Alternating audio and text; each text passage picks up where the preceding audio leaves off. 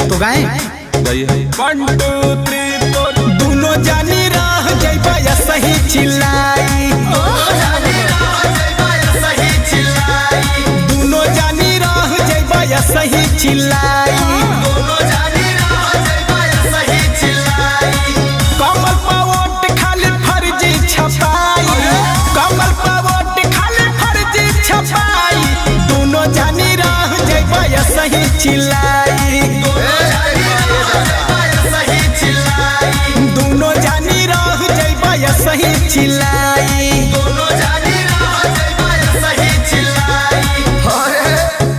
देखा कितना प्रशंसा करत हूँ, चोरी ऊपर से सीना जोरी। हाँ तो तबे न जीते न। तौरी का अरे वो गया जमाना, अब जनता समझदार हो गई है, जागरूक हो गई है। जनता खातिर कुछ मोदी चाचा कहने